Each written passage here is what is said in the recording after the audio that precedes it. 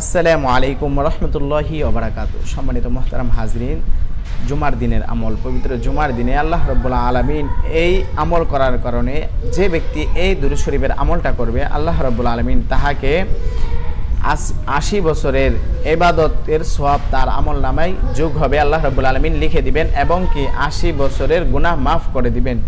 মেরে মোহতারাম হাজরিন, যে আমাদেরকে ৮০ বছরের ইবাদত করার সওয়াব দিবেন এবং কি ৮০ বছরের গুনাহ মাফ করবেন, এই আমলটা যে কতটুকু গুরুত্বপূর্ণ আমরা অবশ্যই বুঝতে পেরেছি।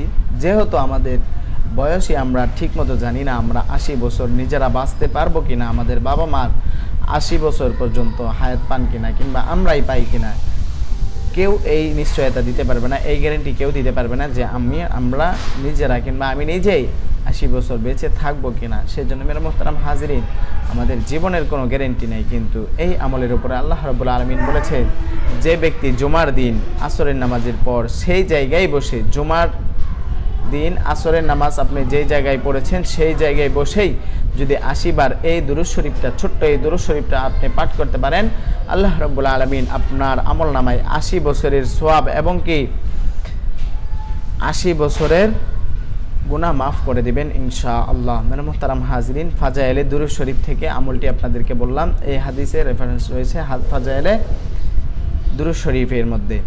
আর আমি যে আমলটা বললাম এটা হচ্ছে হযরত আশরাফ আলী থানভী রহমতুল্লাহি আলাইহির একটি গ্রন্থ।